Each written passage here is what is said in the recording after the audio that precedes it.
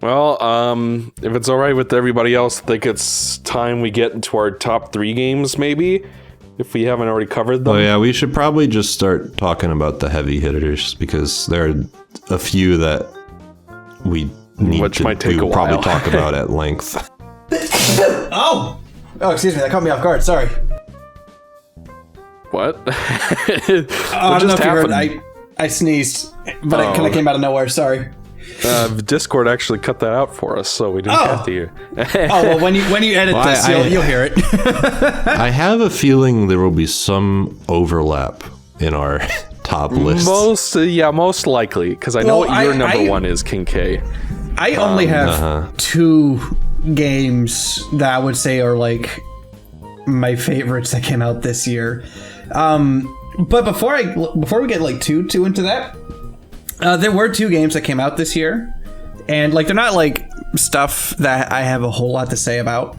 But I do think, like, for me, I think it's pretty cool. They remade the 2 Famicom mystery detective games. Oh, yeah. Yeah. So I thought that was really cool. And I played through the second game, because the second game is supposed to be like a prequel to the first game. So I played that one first.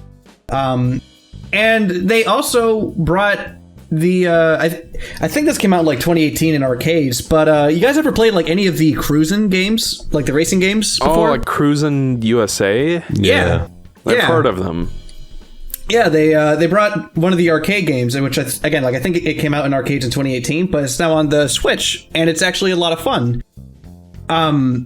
And there's not a lot I can say about it, because like it's an arcade racing game, and the Famicom Detective, whatever it's called, it's a visual novel game, and there's only so much you can really say about it. But like what I can appreciate about it, and this is something that I've really liked with Nintendo so far, is that it seems like every single year there's like a franchise that hasn't had a game in like maybe like in a few years that gets something. It's like Nintendo has definitely been tapping into their lesser IPs a lot more recently than they have been with the 3DS and the Wii U, and this is something that I've been wanting to happen for a while. And again, another point, and we kind of talked about this a little bit, is how Advance Wars is coming out next year. I think that's pretty cool. We can talk about this later too. Metroid, like that came back in a big way. Like I was saying earlier, it kind of gives me hope that maybe we could see Golden Sun come back in some way, shape, or form, in a good way anyways.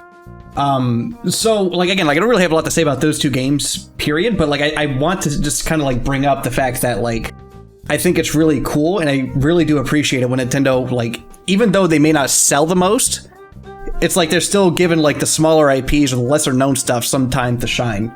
That's something that I've been wanting to see like for years, and so it's nice to see it actually happen. Mm-hmm. Yeah. Yeah. I care about the small stuff. I agree. So do we want to talk about Halo? Yeah, what do we want to do for like? There are a lot of options here. How the fuck do we even organize this? Well, if it helps, I only ever played the multiplayer for Halo. I haven't gotten to play the campaign yet. Okay. And I've played the multiplayer and campaign, but I have not beat the campaign, unfortunately. So this discussion might be a bit scattershot. Yeah, but we've all at least played it. Yeah, I guess. Well, so do you want to just talk about, like, I don't know how you want to do this. Well, why don't you guys talk about the multiplayer first? Have you not played the multiplayer, XO? No, because I could not give less of a fuck. I'm only into these games for the campaigns, and that is it. Okay. That's fair. The multiplayer is, like, I've been having a pretty damn good time with it. There are a lot of issues with it.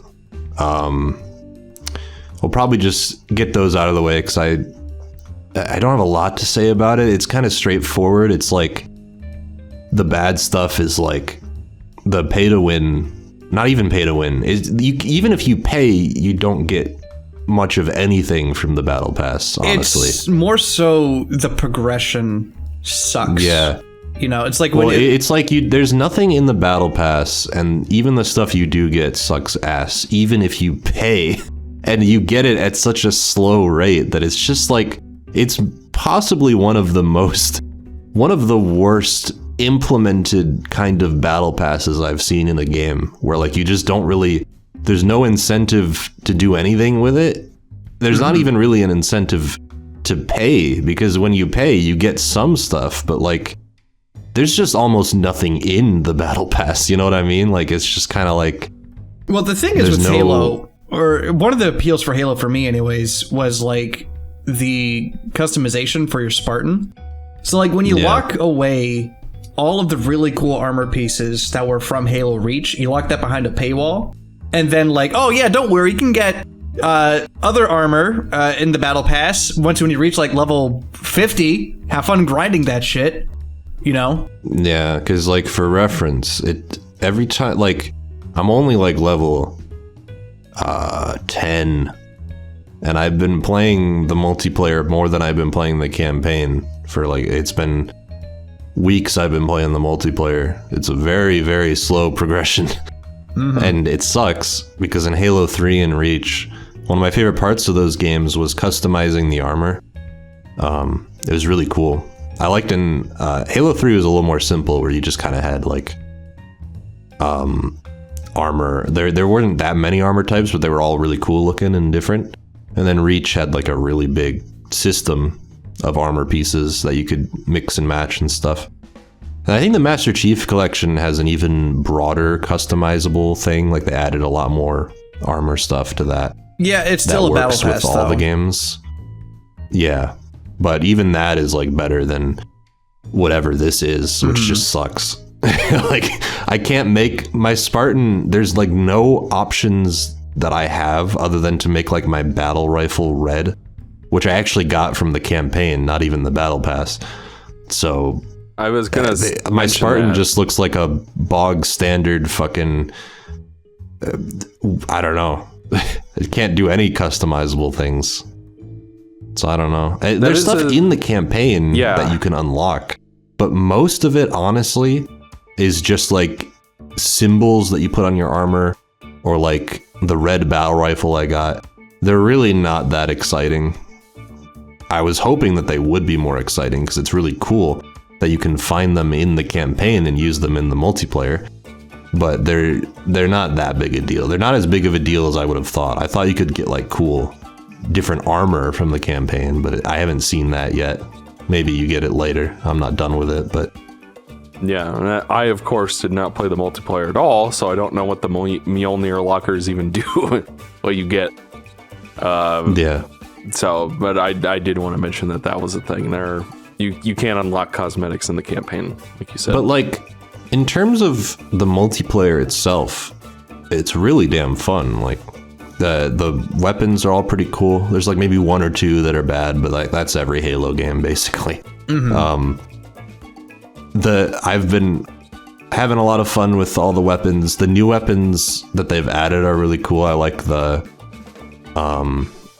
I don't know if any of these were in 5 actually, so I can't say if like I could probably answer that for you. Well, all the weapons are in the campaign, so like, are there any that were from 5 that you know? I think the Hydra launcher. No, that was in 4. I think.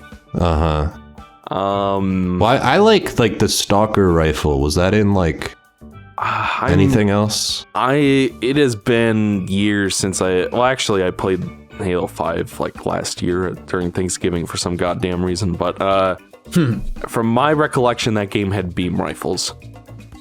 And yeah, well, I'm sure the beam comments rifle, will tell us. Yeah, the beam rifle is different, because the beam rifle is essentially just like the Covenant sniper rifle, whereas like the Stalker rifle is like, you have to hit people several times in the head, but it's still a sniper because it's kind of hard to explain. It's kind of like the carbine, but like more powerful. And it has a scope that's... I really like the system because you have to vent it early to get a shorter vent than if you just spam the button to kill. Like, I don't know. I find that interesting. There's a lot of weapons that are like that have some interesting like ways to shoot people, I guess is the way you describe that. What is the fucking... Of course, you got like your old favorites, like the grav ham and energy sword and all that stuff, and the battle rifle. And But then you get to play around with like what's that? The Cinder Shot. I think that's really fun in multiplayer. It's been fun in the campaign as well. But it's kind of weird that they have hard light based weapons in the game, like Forerunner weapons, but none of them were the ones from 4 and 5. Like there was a shotgun Forerunner weapon in 4 and 5. I think it was called the Scatter Shot, and I remember it being pretty different from the one in this game. And obviously, none of them share the same names. So, but more than the weapons, the fucking grapple hook. My God, yes, that thing is. I mean, I use it more in the campaign because in multiplayer you have to pick it up on the map. You don't just spawn with it, which kind of sucks. But I mean, I get why they did it. Yeah. But the grapple hook, man, is like. So in multiplayer, it's fun because like if you learn the map layouts, it's easy to figure out like how to get across the map quickly and take people off guard. So it's fun for that reason. But I don't know. It works really well in the sense that there's a lot of like momentum to it if you position yourself correctly, and especially in the campaign, you can just like. Sometimes you can rocket off a wall and just slide when you hit the ground and you just fly. You just go really fucking fast and it's amazing. And you can do that in the multiplayer to some extent too. And it just makes things like really kinetic and cool. And it's the most fun I've had with Halo multiplayer in a long, long time. So, because I usually just play the campaigns these days, but yeah, I think it's hard to, like, there's not a lot to, I don't know, Ryan, if you've got what your input is there with the multiplayer. I mean, you're kind of nailing it on the head. I mean, for me, it's also like, I didn't like Halo 5, so it's like... Well, nobody did. Yeah, because of course, it didn't feel like Halo. So it's refreshing to have Halo come back like this. It's refreshing. I think the multiplayer definitely feels... This is a hard concept to describe without feeling it, but it feels a little more Halo than 5 did. And 4. Like, it feels more like Halo 3 or Reach, like maybe a blending of the two with its own, like, additions that make it unique. So, I don't know. And people always said that, like, aiming down sights and sprinting and everything like that would ruin Halo, but I think 343 found it, a way to make those work. Yeah. Well, I don't think, I think maybe that stuff was like, I don't know, I think people may have latched on to things that weren't like the root cause of the problem, like, because sprinting's in Infinite, and I don't think it really takes away from much, like, so. Yeah, I mean, why would you want to go slower? Yeah. But yeah, I don't know. There's not like a lot to actually say about the multiplayer. It's just fun in a way that Halo. It's Halo multiplayer. I haven't had fun with bad free-to-play mechanics. Yeah, I would also say maybe another one of the bigger issues, and like it's an issue right now, but maybe later down the road it won't be. Is the lack of content, lack of like game modes. Yeah, like we don't have Forge. Do you have to wait for Krusty Sean to let you play Salmon Run? No, it's not quite like that. It's especially now. I think they've changed it to where you can more easily pick what you want to play than you could before. But yeah, I don't know when the last time you played was, Ryan, but it's been a few weeks. Yeah, recently they added a thing where you can like pick Fiesta or like pick because Fiesta was like a seasonal thing, but then they added it into like as a game mode. And I think you can pick individually like oddball and stuff. I'm pretty sure you can. I'm not 100% certain, but they added more freedom to that system.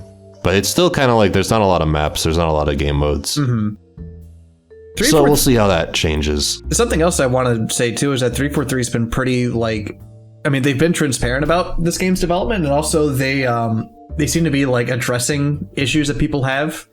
It's like, because like before, like the progression was a lot worse than what it is right now, where it's like, oh yeah, you get like 50 EXP for clearing, for completing a match, but like now they did it to where it's like, oh, you cleared your first match, well then here's 700 EXP. Oh, you cleared your second, here's 600, and you get less like the more you actually play. But it's better than how it was before, so like there's still, it's good to know that they're listening and they're not like actively trying to make this as shitty as possible.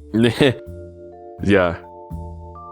Well, to like transition a bit into the campaign, maybe I'm kind of shocked that I even like this game overall as much as I do, given that in terms of development hells, I don't know if anybody's researched the development of this game, but it's like the like lead developer like left. Like I think it happened even a few times, maybe something that like just shook up the core development team many times, and the like vision for it changed radically a lot.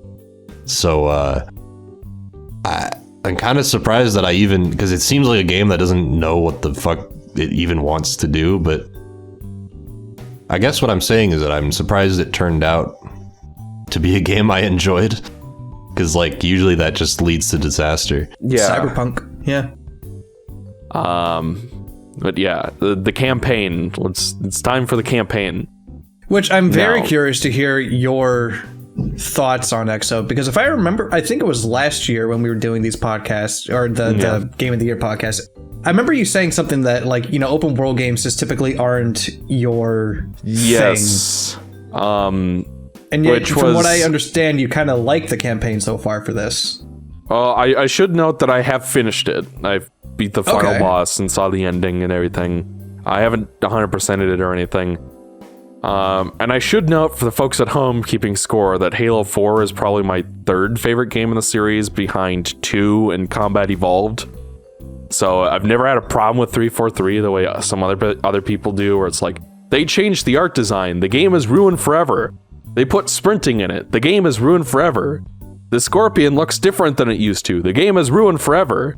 They changed the graphics in Halo CE Anniversary, ruined forever. Like, I've never been one of those people. Like, I remember liking the campaign for 4. Yeah, I mean, like, personally, that is the only problem I have with 4, because like I said, don't care about multiplayer, don't give a fuck. I believe I'm more inclined to believe you guys on that matter, that it didn't feel like Halo and that they fucked things up.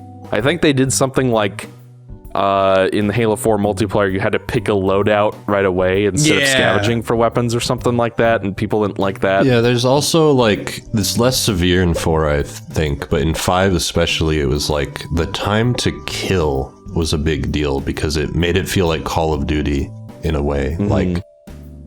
Like that was actually like, felt like you would shoot somebody and they would just drop like a fucking rock, even with normal weapons. Whereas in like Halo, traditionally it takes a while to kill somebody, you know? And Yeah. so they kind of changed that.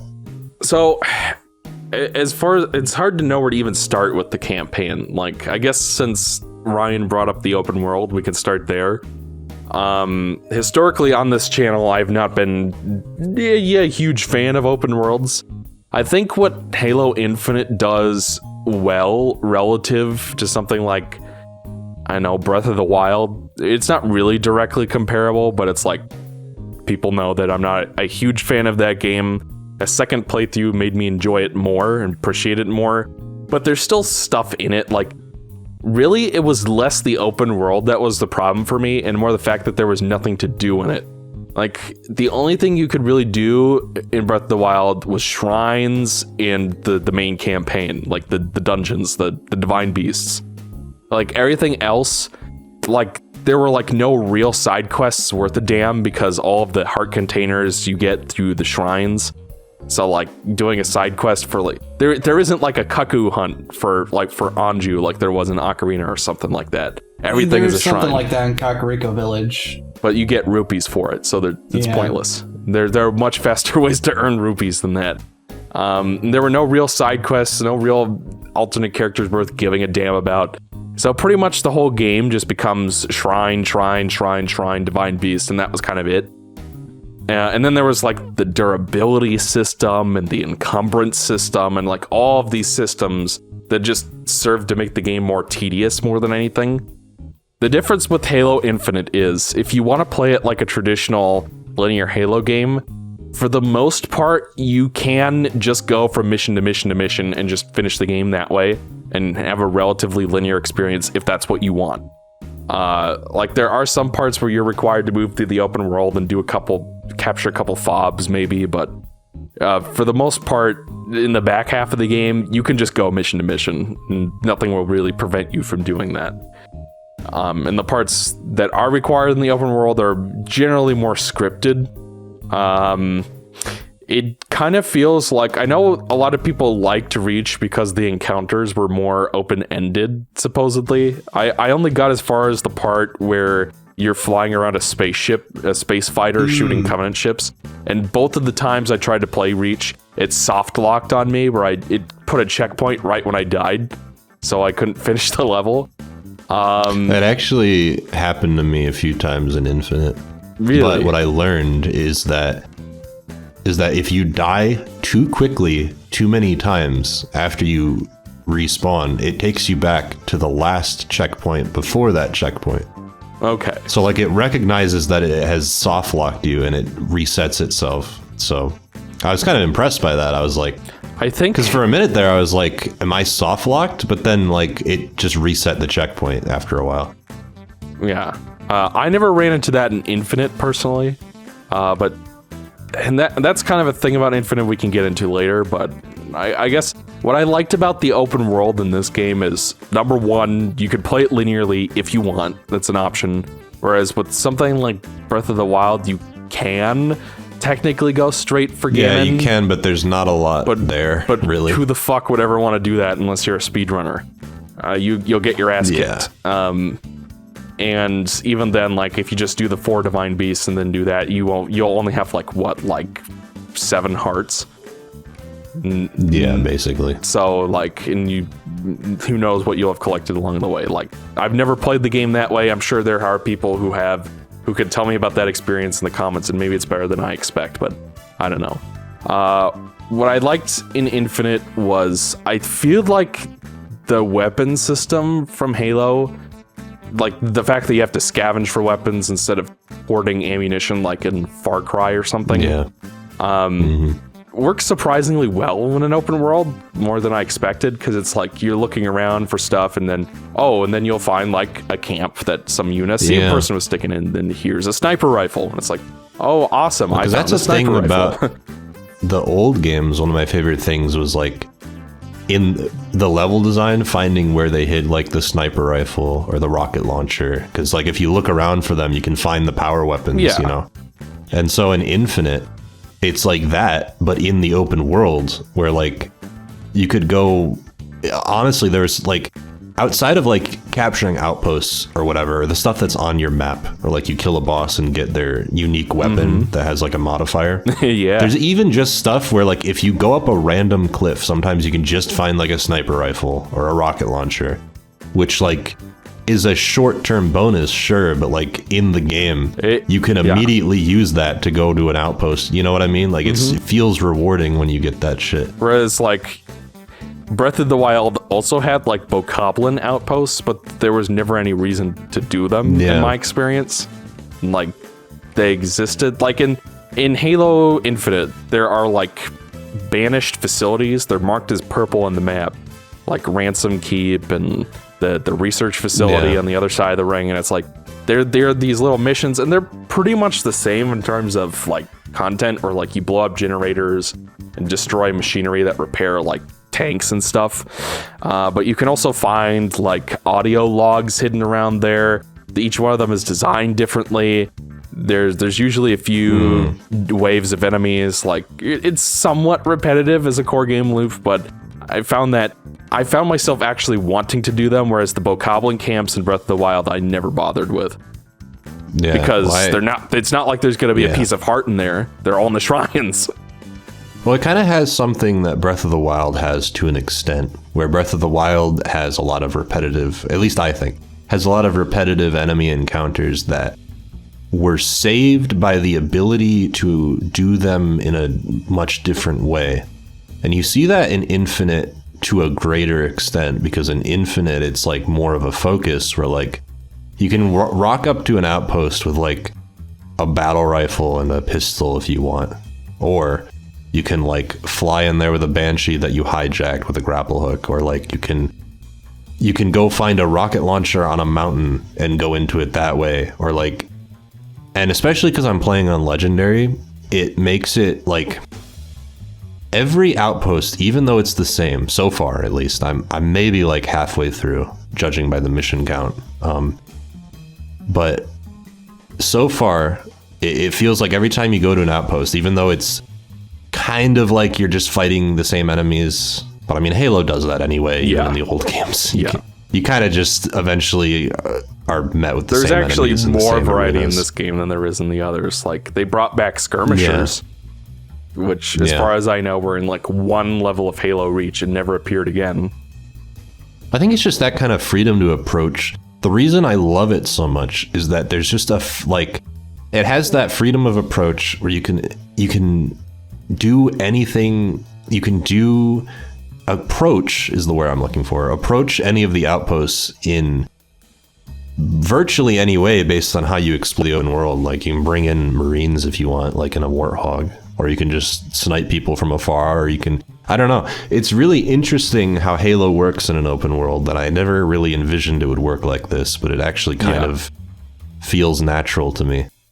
There's also, and I think I want to bring back talk about the grappling hook again, because another major problem I had with Breath of the Wild is that it takes forever to get anywhere, especially if it's vertical. Like, everybody praises the climbing, and I have no idea why, because it's slow and boring, and the stamina completely ruins it. Like, the stamina system in that game is fucking terrible. Halo Infinite, unlimited stamina, you can run for as long as you want. You can combine that with the grappling hook to move really fast. You can, when at your fobs, you can spawn a warthog or a mongoose. I think later you can even get those weird flying things from Halo 3. So it's like you have so many options for how you want to explore the open world, and all of them are faster than just walking. Well, yeah, you can like sometimes at the top of a mountain, and I like grapple onto a tree, and if you hold the slide button when you hit the ground on like the elevation that's going downhill, you go like faster than I've ever seen in like any Halo game. It's kind of crazy, the speed at which you can go if you really work for it. Yeah, and it's like you praised the grappling hook a lot for the multiplayer, but like for combat encounters as well, it gives you a faster way to pick up items from a distance. Like, you can pick up guns with the grapple shot. You can use it to dodge projectiles if you're good enough with it. You can use it to quickly transition to upper levels and completely outmaneuver your opponents and kite them. Like, it's one of those mechanics that doesn't feel arbitrarily stapled on. It feels like it changes the core gameplay in a good way, and in a way where, like, going back to play some of the older games again, I'm gonna miss the grapple shot. Yeah, which is the sign that it adds a lot, and it was worth introducing. So, what I will say, because like the open world is generally really fun, and I liked looking for Spartan cores and stuff and audio logs and trying to piece together what the fuck even happened between 5 and this game, because they don't explain it out the gate. The game just starts. If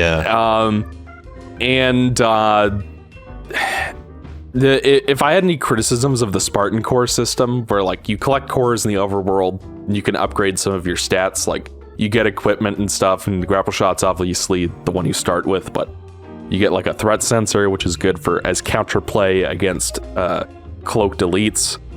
You get like a drop wall, which I never used, and a thruster that if you upgrade it all the way, you can cloak yourself for a bit afterwards, which was very useful in the final boss. And a couple other places. But it's one of those things where they have so many cores in the game that I was fully upgraded like halfway through, and then there's just like 50 other cores left that I can't do anything with. I don't know if that's something where, like, supposedly the way that this game is going to work is it's going to be like Destiny, where every year or so they release a new expansion for it. That'd be very strange. Really? That's I don't know how I feel that's about weird. that. Well, it's like the actual vanilla campaign is a complete story.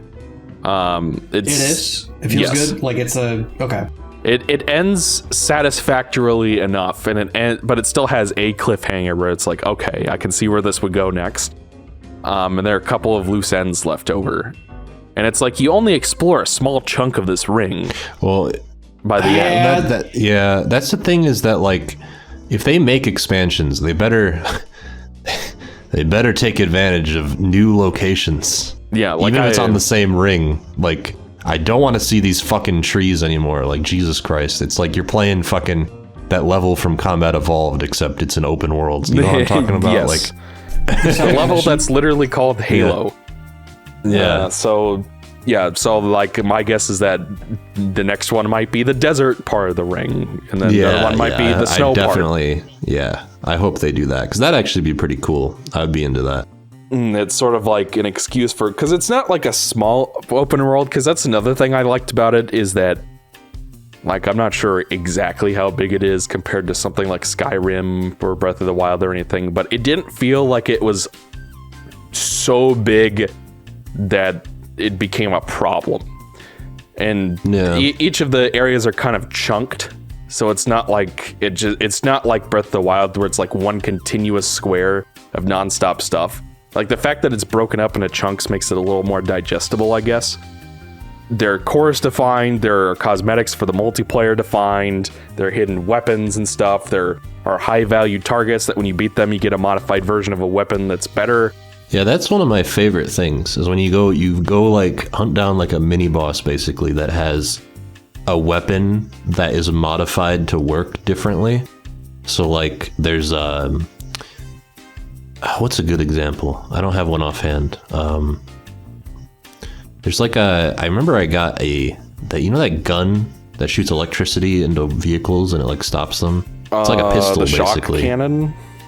Yeah. Well, it's like the pistol thing that shoots electricity bolts. I don't know what it's called. D something, like disperser. Yeah. Distressor. Well, there's one of those that's modified in a way that...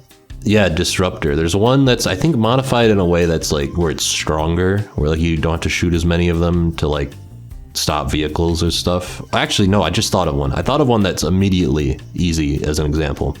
There's a modified skewer, which is basically like a brute sniper rifle that doesn't... It's... just the only reliable way to kill hunters in this game. Yeah. Well, you could do what I did and sit on top of a installation with a battle rifle from afar and shoot them in the head a bunch. Because I'm out of their shooting range, but that's... it might take you 100 bullets for that to work, but... Well, it did, but it worked. The skewer base, there's an alternate skewer that when you shoot someone, it will explode, including if you shoot the ground. So there's like a bunch of weapons like that you get as a reward for beating a boss that uses that weapon, which is really fucking cool. Because you're fighting a boss that has like a unique weapon that you get to learn about as you fight them, especially on Legendary. And then once you beat them, you get their weapon, and you can spawn it at your bases that you unlock. So you always have access to that. So it's just really cool. You build up this arsenal for exploring that you can like access whenever, and then enter an outpost with like a cool loadout if you want. I don't know. It's just, I really like. I'm surprised by how much I'm enjoying it, honestly. It's really cool. If I have a few critiques of the campaign, which I did enjoy overall. Kincaid knows what one of them is, because I've complained about it before.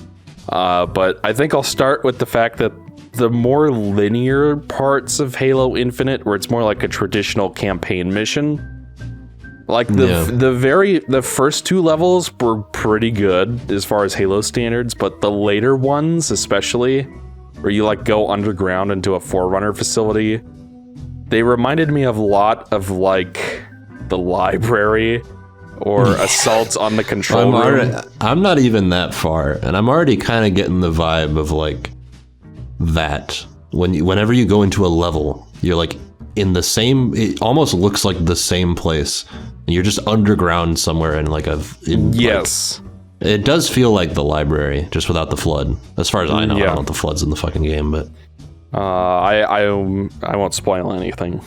But yeah, and it's like the problem with the library and the Salt in the control room is that you keep going to a bunch of samey rooms over and over again that they remix very slightly. And I was more okay with it in Halo 1, even though it's probably worse, honestly, as far as that flaw goes, because that game was kind of rushed and I like the story so much. It makes it a little easier to swallow that, but it's like, you're going around these beautifully designed open world encounters that are really engaging. And then the actual missions are you go underground and go through the same 5 rooms over and over again. And 2 of the missions might as well be in the same place. Actually, 3 or 4 of them. It's like one of the later ones is a repeat of the second one, which is sort of like, it really does feel like Halo 1 in that way. Well, actually, before you talk about what you're about to talk about, because I think I know, I do want to say that I think my biggest problem with the game so far is actually its story. Because it's not like egregiously bad or anything, but it's also not really doing anything for me at all. So whereabouts are you exactly? Like, what was the last boss you beat? Was it Gravity Hammer Man? No, it was like, how do I explain this? It was a floating orb in a big mech. Okay, so the 4th boss, okay. Yeah. So you have not gotten to that part yet, which is where the story starts to spread its wings a little bit. Because my guess is that you're not a big fan of 216. Oh, I know his real name because they tell you it at the end of the game. I actually, I kind of like him, but not like, I think that it lays it on a little thick what his character is. There is you kind of get like the point pretty fast. Yeah. And I guess he's a little grating, but I kind of like him. That's not my problem with the story.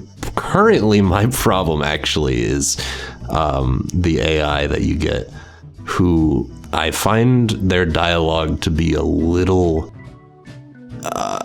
what's the word? Annoying.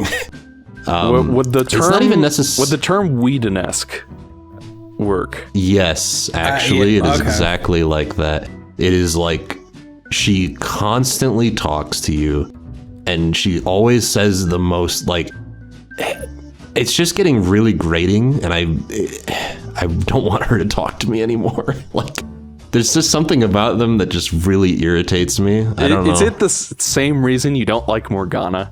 Just curious. No. Okay. Morgana I don't like because of their, like, there are other reasons I don't like Morgana. I think this is more like why I don't like some of the dialogue, and, you know, like, quippy dialogue that's like really, really frequent. It's kind of like this in some of the Ratchet games, like in a Marvel movie. Well, the Marvel movies actually don't bother me that much. I think it's not necessarily like that. It's more like it is kind of like that, but I think the frequency of them is what's getting to me. Because I don't mind lines like that every once in a while, where it's like jokey, punny, like, haha, I'm gonna lighten the mood.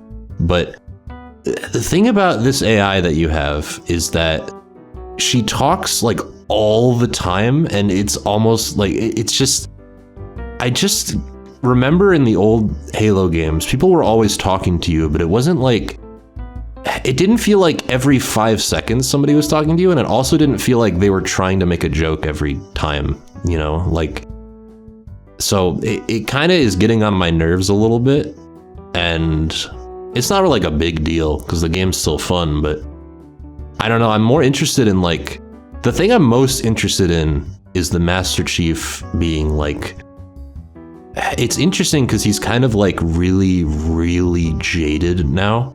Whereas like in the previous games, he was always like stoic and kind of badass, but he like, in this game, there's actually a cutscene I really liked where the AI. What is this thing's name? Do you know? weapon. So yeah, The weapon. Okay. there is a reveal Basically, later on, but yeah, we'll call her the weapon.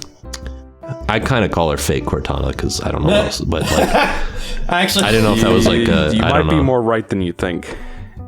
But basically she was like, so they were flying away from something and they were looking at the ring, and she was like, wow, that looks beautiful. And the chief was like, yeah, to some.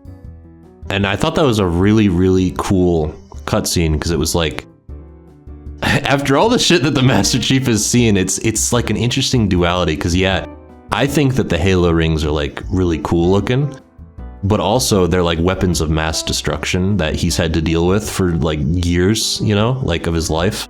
So it's like a really cool, there's like a, I know why they've made fake Cortana so like exuberant and like so, because she's supposed to contrast off of Master Chief, who's like really, really jaded. But I think it's just a little too grating. I don't know.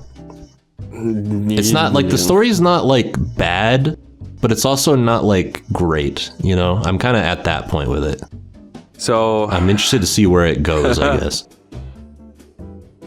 So I will agree to you that there are some subtleties to the way that the original 5 games were written that 343 just can't seem to replicate.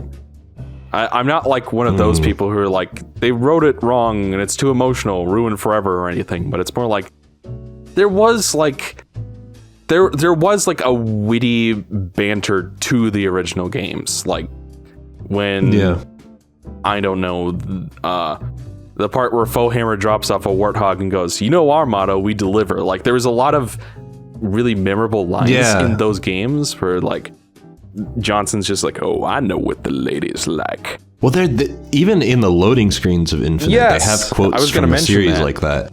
And that's always a constant reminder that like the dialogue in this game, I wouldn't describe as bad, but it's not as like memorable. And maybe it's because I have nostalgia for Halo. I don't know. But, like, I don't have nostalgia for Halo, and I agree with you. So yeah. So I think it's just that, because I don't even think it's bad necessarily. It's just kind of getting annoying, and it's not as like impactful maybe. But I'm not done with it, so I don't know. Maybe it goes somewhere. I don't really agree with your assessment on the weapon that she's too quippy.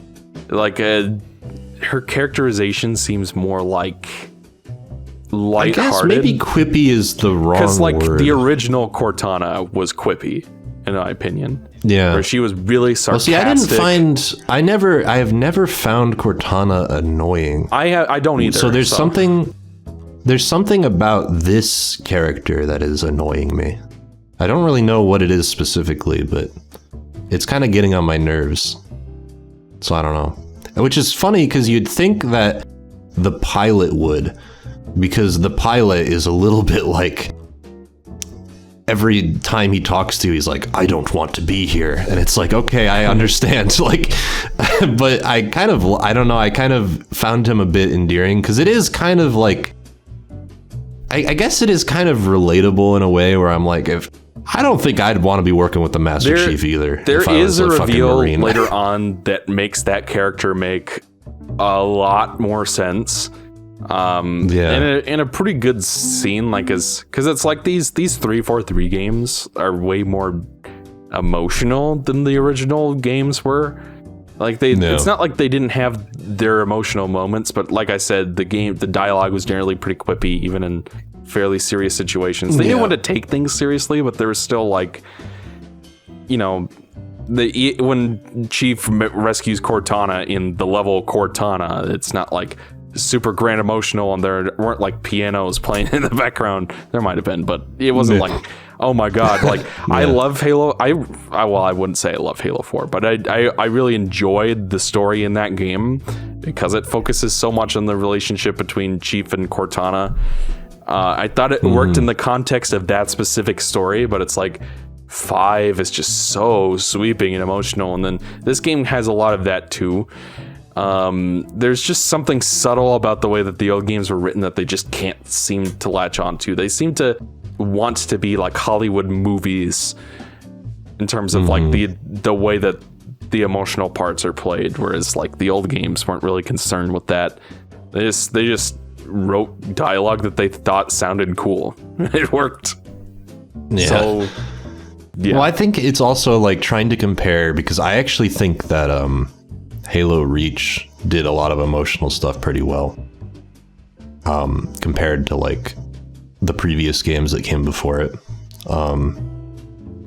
So I guess even compared to like something like Reach, it's just not really hitting me. I don't know.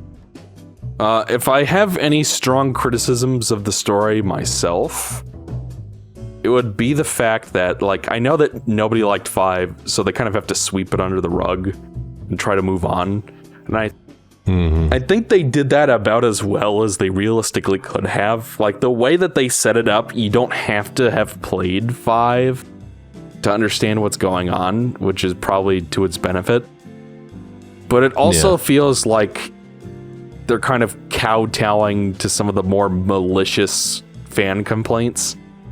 Like, for example... it probably feels... Yeah, so like basically feels like an overcorrection is what you're saying, maybe? Like, Halo 4 introduced the Spartan Force, which, you know, like, I know that you complained about the way that Palmer was written in 4, Ryan, before, but it was, like, as an idea of them, there being more Spartans and stuff, fine idea. No problems with that. Then you play Infinite, and they all died off screen.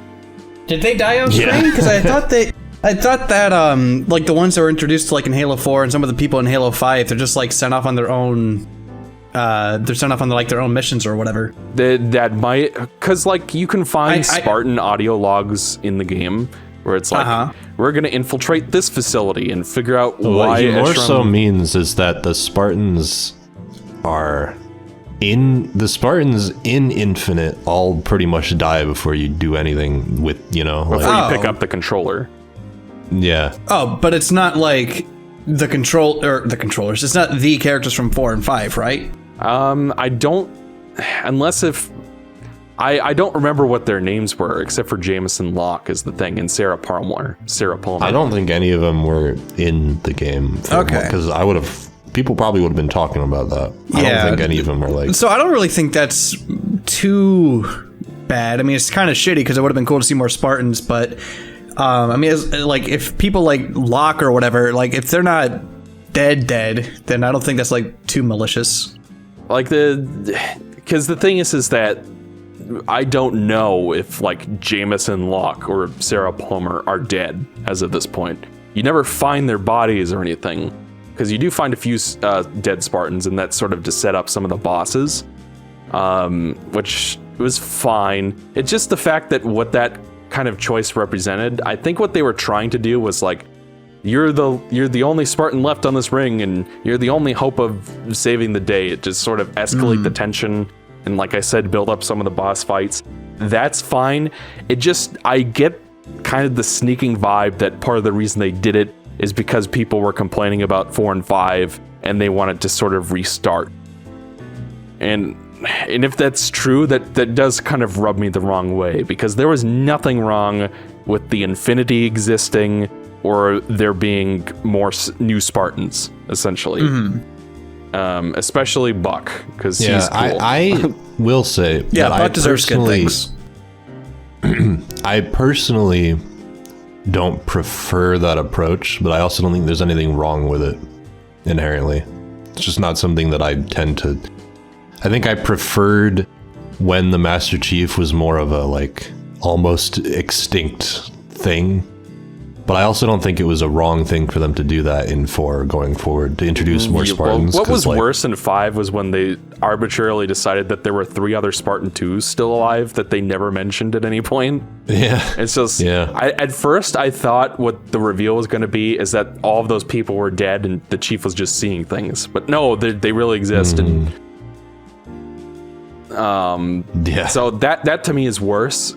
The fact that they made Spartan 4s and they look and act differently than the Chief does worked for me, because it was supposed to be like he is the last of that breed. That's helped, because I guess what I'm basically saying is that this, like, that's probably what I would have done too if I was making Halo 4, because that seems like the only logical way to move the story forward. Like, that's interesting. But I guess what I'm more so saying is that I always preferred the idea that the Master Chief is like a relic. Well, it kind of works too with the new Spartans, but I guess having him be like such a dominant force, but like also the last of his kind in a way, was always really intriguing. Mm-hmm. But I do like seeing more Spartans and learning more about how they were made and stuff with Halsey, whatever. I think that's interesting. Why are they still letting? Because like at the start of Halo 4, she was in prison. Yeah. And then in Halo 5, she's hanging around with Julim Dama. And then at the beginning of this game, they still have her around, even though she's a bitch and nobody likes her. Yeah. And it's kind of... But yeah, I think it's all... I kind of agree that it's... Every Spartan that I've seen in this game, either you see them and then they die immediately, or they're already dead. And it's kind of like... Yeah. It's kind of does feel like an overcorrection there. And the story direction from Halo 5 was dumb. Just the idea of Cortana being the villain, even bringing her back at all, completely ruins the end of 4, which I thought was great. Like the fact that she completely sacrificed herself for Chief, and that he shows like no direct emotional vulnerability. He doesn't cry or anything, but it's just like you just have that lonely shot of him on the Infinity Bridge looking out the window, and then the remix of Never Forget shows up. You know, it's unforgettable. That's the kind of stuff that makes him interesting in Infinite. But then I also remember that 5 happened, and it's like. That because I really, really like the direction of making Chief a bit more like without Cortana. He's more jaded. He's more cutthroat. He's more like blunt. I mean, he's always been blunt, but like Cortana was always like a humanizing element for him, at least like something to equalize him. And it's easy to see in Infinite that without her, he's a much more ruthless individual. But then it's also like you got to think that. You had to get there from 5, which is just 5 is really interesting video game. Very also interesting really way that bad.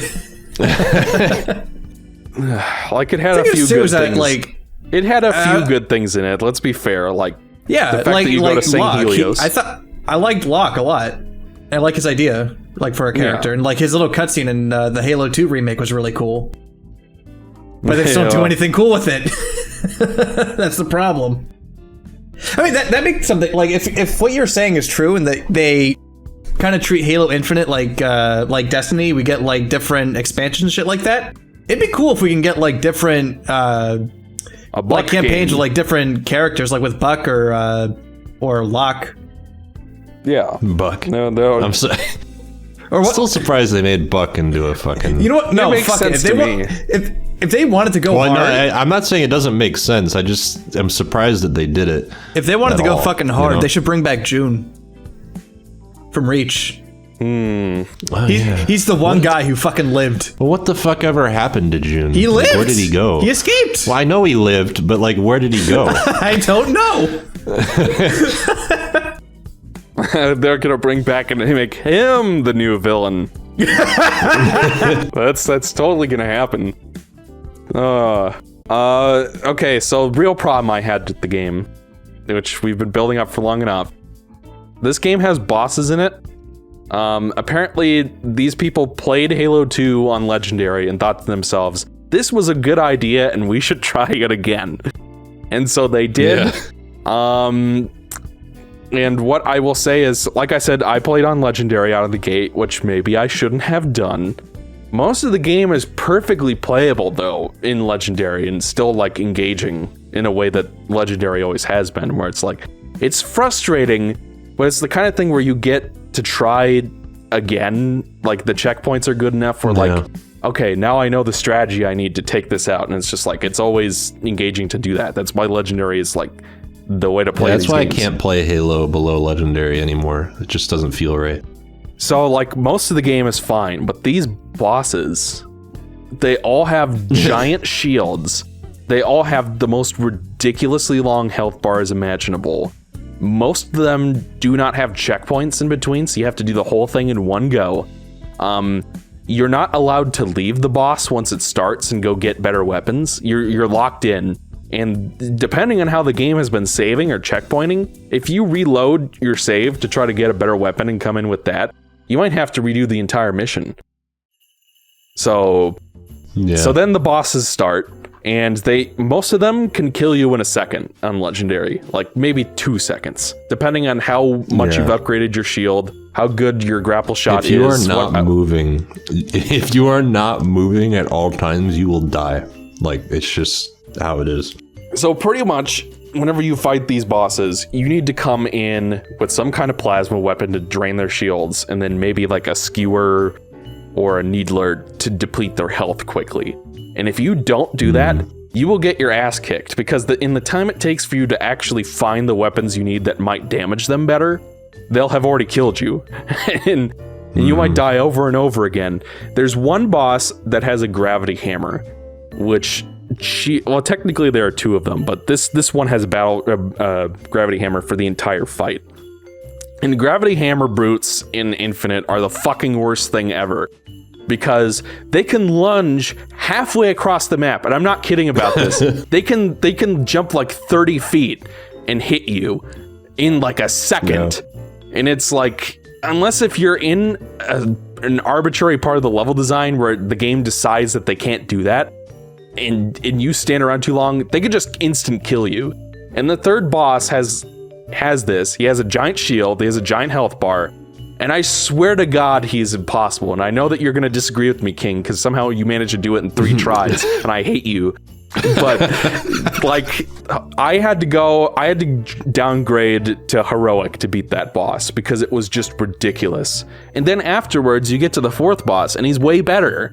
Like the one that you were talking about earlier, the one that has like the arms. And I was actually surprised by how easy, because I did that first try, and I was like, what the hell? Like, because it's like, he can kill you quickly, but if you use the cover correctly, then, like, it's completely fair. And like, as a Halo player, I am more of a long range player. Like, I prefer my battle rifle and to just headshot people from a distance. That's just what I like. And especially on Legendary, where enemies can kill you very quickly if you go up close. The game is basically conditioning you to be a long-range player. Whereas all of these bosses, they lock you in a tiny room. You might have like a couple of places you can sort of hide in. And it's like, even from the first boss, there's like 2 floors, so you can sort of have a chance to rest, but like, fighting them long range is not viable. Fighting them close range will get you killed immediately. Fighting them medium range, you might get killed in 10 seconds. It's just, the balancing for these fights was just wrong. And the only thing that felt like it was really designed like a boss fight was the mech with the 4 arms and Escharum in the final boss. Like, there's another there's one boss you fight in the open world that I actually liked a lot more, because you had, unlike the brute gravity hammer man, you have way more room to walk around. You can scavenge weapons easily, you can take cover and replenish your shields, and you can hijack their vehicles, you can destroy their, like, you just have more agency over how you want the fight to progress, and it's easier to like back out of the fight and kind of recharge yourself and sort of go back in. And in the meanwhile, there are other enemies and stuff around, and so it's still challenging. Whereas something like Gravity Hammer Man, you have an enemy that can kill you in 5 seconds and can lunge from halfway across the room, but you fight it in this tiny little hallway. There's like a little part with stairs, but geez, it's like, it was terrible. And what I liked about... I actually think the bosses work better in the open world. I'll agree with you there. Like, I personally find it fun, even when in the enclosed spaces. But I'm a known masochist, so you don't have to listen to me. But in the open world, I remember I was fighting, what was it? They give you like 2 brutes bosses that you fight at the same time. Oh, so you have found that. You have gotten to that part. Yeah. Okay, because that's the 5th boss. And that comes after the mech. Oh. Well, I just thought those were like, they didn't hype them up, so I just thought they were like mini bosses or something. But those, I actually thought that fight was pretty fun. Yeah. because of the things you mentioned. You can kind of go around and find, like, it still took me a while because it's a hard boss, but I like going around looking for like the sniper, or like just trying to figure out a way to deal with both of them at the same time was really interesting and hard and challenging, but in a way that I've always liked Halo being.